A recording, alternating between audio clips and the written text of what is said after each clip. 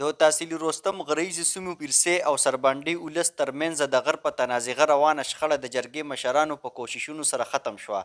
د جرګې مشران د سودم لوی جرګې ډیپټي جنرال سیکرټري سیدوارس فرمان کادر ګلزار خان او جانزیب خان د ډیرو ستړو وروستو دواړه ډلې روغې ته تیار شول. د روغې حوالې سره د ځنګل په جومات کې د یو تقریب تابیا هم شوې وه چې پکې ګڼ شمېر کې ځایي ولس ګډون کړی و. تقریب ته د سودم لوی جرګې غړو سیدوارس اسرار خان کټخټ ابراهیم خان جلیل خمایون خان سلطان زیب او نورو د جرګې په اهمیت تفصیلي رڼا واچوله او فریقین یې په جومات کې یو بل ته ورغاړی باسل. دا د دوه فریقینو د پیرسئی روغ کلی او سربانډه بونیر د دې په منځ کې د جایداد او د غر تنازعه وه د ډېر وخت نه.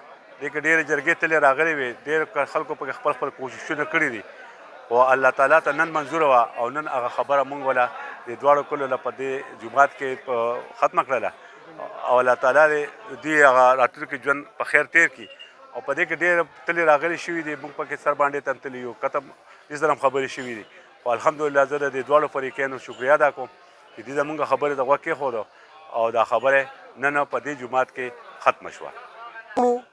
د صبر نه کار اخلي، کوم ځای کې چې څه تنازعه راځي نو هغه د جرګې په طریقې سره حل کوي.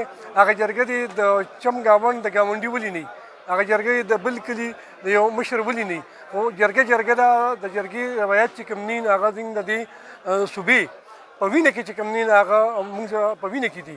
نو لکه جرګه چې کومه ده دا یو ډېر غټ اهمیت لري او ډېرې غټې تنازعې کومې تنازعې چې سپریم کورټ نه دي حل کړي، د پانسۍ اواز په یو ملزم باندې کړی دی، هغه ملزم د پانسۍ دغه کوټې نه د جرګې په دغه باندې یو روغه پکې شوې ده او هغه راوتې دی. د سپریم کورټ هغه فیصلې چې کوم دي نو هغه ماته کړې ده، هغه د جرګې چې کومه فیصله هغه پالو شوې ده او هغه راوتې دی.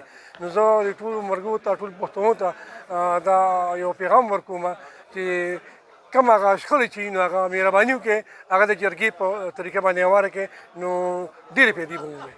د تقریب په اخر کې دواړه فریقینو په قرآن کریم باندې سوګند پورته کړو او ویې ویل چې د نن نه پس په درونو په شان ژوند تېروو.